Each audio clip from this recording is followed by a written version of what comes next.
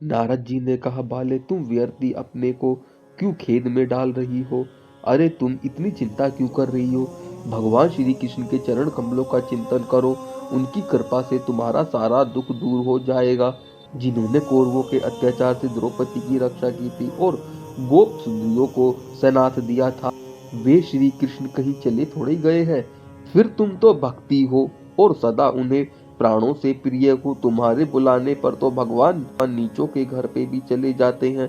सत्य, त्रेता और द्वापर, इन तीनों युगों में ज्ञान और वैराग्य मुक्ति के साधन थे, किंतु कलयुग में तो केवल भक्ति ही मोक्ष की प्राप्ति कराने वाली है। यह सोचकर ही परम आनंद चिंता मूर्ति ज्ञान स्वरूप श्री हरि ने अपने सत्य स्वरूप से तुम्हें रचा है। तुम साक्षात श्री कृष्ण की प्रिया और परम सुंदरी हो। एक बार जब तुमने हाथ जोड़कर पूछा था कि मैं क्या करूं, तब भगवान ने तुम्हें यही आज्ञा दी थी कि मेरे भक्तों का पोषण करो। तुमने भगवान की आज्ञा स्वीकार कर ली। इससे तुम पर श्री हरि बहुत प्रसन्न हुए और तुम्हारी सेवा करने के लिए मुक्ति को तुम्हें दासी के रूप में दे दिया और ज्ञान वैराग्य को पुत्र के रूप में दिया। तुम अपने साक्षात स्वरूप में वैकुंठ धाम में ही भक्तों का पोषण करती हो। भूलोक में तो तुमने उनकी पुष्टि के लिए केवल छाया रूप धारण कर रखा है। तब तुम मुक्ति, ज्ञान और वैराग्य को साथ लेकर पृथ्वी तल पर आई और सतयुग से द्वापर तक बड़े आनंद से रही। कलयुग में तुम्हारी दासी मुक्ति पाखंड रूप रोग से पीड़ित होकर क्षीण हो गई है, इसलिए वह तो तुरंत ही तुम्हारी आज्ञा से वैकुंठ धाम को चली गई। इस लोक में भी वह तुम्हारे स्मरण करने से ही आती है और फिर चली जाती है, किंतु इस ज्ञान वैराग्य को तुमने पुत्र मानकर अपने पास रख रखा है। फिर भी कलयुग में इनकी उपेक्षा करने के कारण तुम्हारे ये पुत्र उत्साहहीन और वृद्ध हो गए हैं। फिर भी तुम चिंता ना करो, मैं इनके नव जीवन का उपाय सोचता हूँ। कली के समान कोई भी युग नहीं है। इस युग में मैं तुम्हें घर घर में प्रत्येक पुरुष के हृदय में स्थापित कर दूंगा। देखो, अन्य सब धर्मों को दबाकर और भक्ति विषय महाउत्सवों को आगे रखकर यदि मैंने लोक में तुम्हारा प्रचार ना किया तो मैं श्री हरि का दास नहीं। इस कलयुग में जो जीव तुमसे युक्त होंगे वे पापी होकर भी पेखट के भगवान श्री कृष्ण के अभय धाम को प्राप्त होंगे। जिनके हृदय में निरंतर प्रेम रूपनी भक्ति निवास करती है, वे शुद्ध अंतःकरण हैं। पुरुष स्वप्न में भी यमराज को नहीं देखते। जिनके हृदय में भक्ति महारानी का निवास है, उन्हें प्रेत, पिशाच, राक्षस या दैत्य आदि स्पर्श करने में भी असमर्थ हो सकते हैं। तप, वेदाध्याय, ज्ञान और कर्म आदि किसी भी साधन से भगवान वश में नहीं किए जा सकते। वे केवल भक्ति से ही वशीभूत होते हैं। इसमें श्री गोपी जन प्राण है। मनुष्यों का सहस्रों जन्मों के पुण्य प्रताप से भक्ति में अनुराग होता है। कलयुग में केवल भक्ति ही सार है। भक्ति से जो साक्षात श्री कृष्ण सामने उपस्थित हो जाते हैं। जो लोग भक्ति से द्रोह करते हैं वे तीनों लोकों में दुख ही दुख पाते हैं। पूर्व काल में भक्त का तिरस्कार करने वाले दुर्वासा ऋषि को बड़ा कष्ट उठाना पड़ा था। व्रत, तीर्थ, योग, यज्ञ और ज्ञान चर्चा आदि बहुत से साधनों की कोई आवश्यकता नहीं है।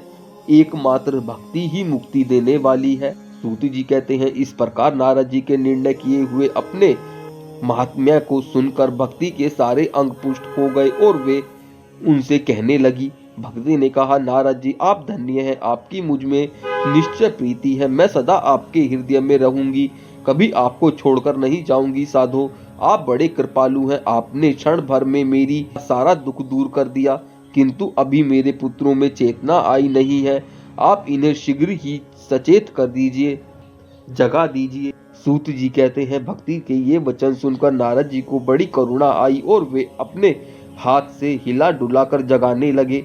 फिर उनके कान के पास मुंह लगाकर जोर से कहा, ओ ज्ञान जल्दी जागो, ओ वैराग्य जल्दी जागो। फिर उन्होंने वेद ध्वनि और बार बार गीता पाठ करके उन्हें जगाया। इससे वे जैसे तैसे बहुत जोर लगाकर उठ गए, किंतु आलस्य के कारण वे दोनों जम्भाई ले रहे थे। नेत्र उठाकर देख भी नहीं सके। उनके बाल बुगलों की तरह सफेद हो रहे थे। उनके अंग सूखे काठ के समान निस्तेज और कठोर हो गए थे। इस प्रकार भूख प्यास के मारे अत्यंत दुर्बल होने के कारण उन्हें फिर सोते देख नारद जी को बड़ी चिंता हुई और वे सोचने लगे, अब मुझे क्या करना चाहिए। उनकी यह नींद और इससे भी बढ़कर उनकी वृद्ध अवस्था कैसे दूर होगी। शोकन जी इस प्रकार चिंता करते करते वे भगवान का स्मरण करने लगे। उसी समय वह आकाशवाणी हुई, मुने खेद मत करो, तुम्हारा यह उद्योग निसंदेह सफल होगा। देवेश्वर इसके लिए तुम एक सत्कर्म करो, वह कर्म तुम्हें संत शिरोमणि महानुभाव बताएंगे। उस सत्कर्म का अनुष्ठान करते ही क्षण भर में इनकी नींद और वृद्ध अवस्था चली जाएगी और सर्वतः भक्ति का प्रसार होगा। यह आकाशवाणी वहां सभी को साफ साफ सुनाई दी। इससे नारद जी को बड़ा विषम हुआ और वे कहने लगे, मुझे तो इसका कुछ आशय समझ में नहीं आ रहा है। नारद जी ने कहा, इस आकाशवाणी ने मुझे गुप्त रूप में बात कही है, यह नहीं बताया कि यह कौन सा साधन होगा जिससे इनका कार्य सिद्ध हो। वे संत न जाने कहाँ मिलेंगे और किस प्रकार उस साधन को बताएंगे। अब आकाशवाणी ने मुझे कुछ कहा है, उसके अनुसार मुझे क्या करना चाहिए। सूत जी कहते हैं, शोकन जी तब ज्ञान वैराग्य दोनों को कहीं छोड़कर नारद मुनि वहां से चल पड़े और प्रत्येक तीर्थ में जाकर मार्ग में मिलने वाले मुनीश्वरों से वह साधन पूछने लगे। उनकी उस बात को सुनते तो सब थे, किंतु उनके विषय में कोई कुछ भी निश्चित उत्तर न देता। किन्हीं ने उसे असाध्य बताया, कोई बोले इसका ठीक ठीक पता लगाना कठिन है, कोई सुनकर चुप रह गया और कोई तो अपनी अवज्ञा होने के भय से बातों को टाल मटोल करने लगा। त्रिलोक में महान आश्चर्यजनक हाहाकार मच गया। लोग आपस में कानाफूसी करने लगे। भाई, जब देवधवनी और बार बार गीता पाठ सुनाने पर भी भक्ति ज्ञान और वैराग्य ये तीनों नहीं जगाए जा सके, तब और कौन सा उपाय है। स्वयं योगी राज नारद जी को भी जिसका ज्ञान नहीं है, उसे दूसरा संसारी लोग कैसे जान सकते हैं। इस प्रकार जिन जिन ऋषियों से उनके विषय में पूछा गया, उन्होंने निर्णय करके यही बताया कि यह बात दुसाध्य है। तब नारद जी बहुत चिंतातुर हुए और बद्रिका वन में गए। ज्ञान वैराग्य को जगाने के लिए वहां उन्होंने निश्चय किया कि मैं तप करूंगा। इसी समय उन्हें अपने सामने करोड़ों सूर्यों के समान तेजस्वी सनकादिक मुनीश्वर दिखाई पड़े। उन्हें देखकर वे मुनि श्रेष्ठ कहने लगे। नारद जी ने कहा, महात्माओं, इस समय बड़े भाग्य से मेरा आप लोगों के साथ समागम हुआ है। आप मुझ पर कृपा करके शीघ्र ही इस साधन को बताइए। आप सभी लोग बड़े योगी, बुद्धिमान और विद्वान हैं। आप देखने में 5-5 वर्ष के से बालक से जान पड़ते हैं, किंतु है पूर्व जन्मों के ही पुण्य। आप लोग सदा वैकुंठ धाम में निवास करते हैं, निरंतर श्री हरि कीर्तन में तत्पर रहते हैं और एकमात्र भगवत कथा ही आपके जीवन का आधार है। हरि शरणम, भगवान ही हमारे रक्षक है। यह वाक्य मंत्र सर्वदा आपके मुख पे रहता है।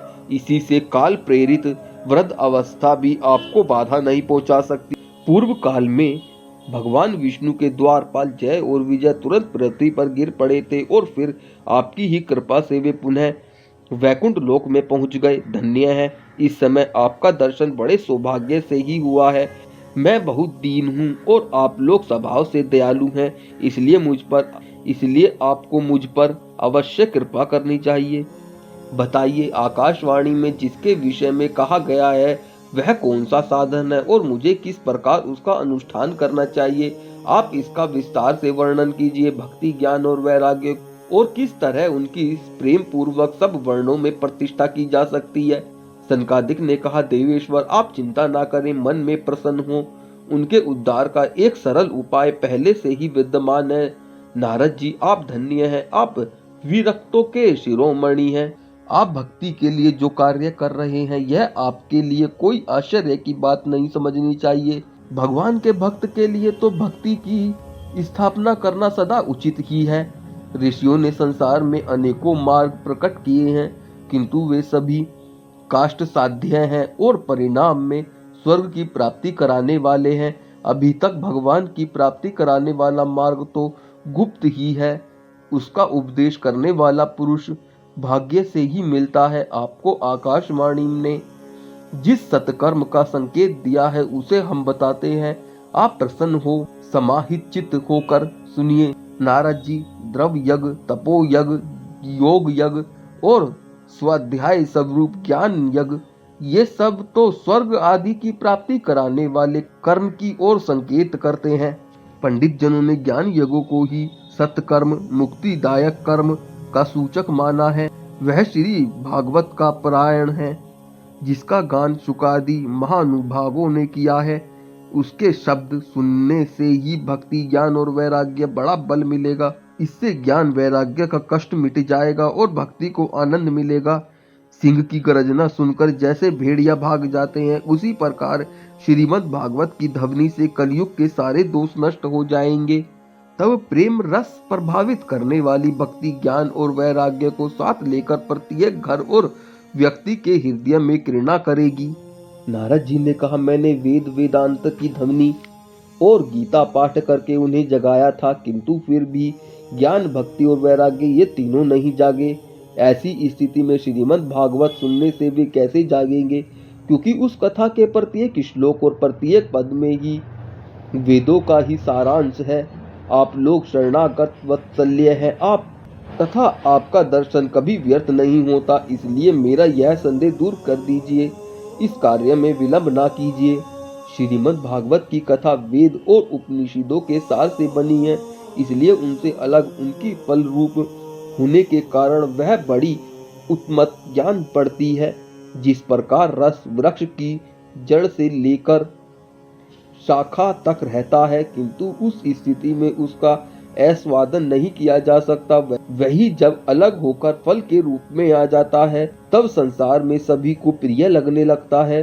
दूध में भी घी रहता है, किंतु उस समय उसका अलग स्वाद नहीं मिलता। वही जब उससे अलग हो जाता है, तब देवताओं के लिए भी स्वादवर्धक हो जाता है। खांड ईख से और छोर और बीज में भी व्याप्त रहती है, यद्यपि अलग होने पर उसकी कुछ और मिठास होती है। ऐसा ही यह भगवान की कथा है। वह भागवत पुराण वेदों के समान है। श्री व्यास देव ने इसे भक्ति, ज्ञान और वैराग्य की स्थापना के लिए प्रकाशित किया है। पूर्व काल में जिस समय वेद वेदांत के पारगामी और गीता की भी रचना करने वाले भगवान व्यास देव खिन्न होकर अज्ञान समुद्र में गोते खा रहे थे, उस समय आपने ही उन्हें 4 श्लोकों में उसका उपदेश किया था। उसे सुनते ही उनकी सारी चिंता दूर हो गई। फिर इसमें आपको आश्चर्य क्यों हो रहा है? जो आप हमसे प्रश्न कर रहे हैं, आपको उन्हें शोक और दुख का विनाश करने वाला श्रीमद् भागवत पुराण की ही सुनना चाहिए। श्री नारद जी कहते हैं, महानुभागों, आपका दर्शन जीवों के संपूर्ण पापों को तत्काल नष्ट कर देता है, और जो संसार दुख रूपी दानव दल से तपे हुए हैं, उन पर शीघ्र ही शांति की वर्षा करता है। आप निरंतर शेष जी के सहस्र मुखों से गाए हुए भागवत कथा अमृत का पान ही करते रहते हैं। मैं प्रेम लक्षणा भक्ति का प्रकाश करने के उद्देश्य से आपकी शरण लेता हूँ। जब अनेकों जन्मों के संचित पुण्यों का उदय होने से मनुष्य को सत्संग मिलता है, तब वह उसके अज्ञान जनित मोह और मद रूप अंधकार का नाश करके विवेक उदय होता है।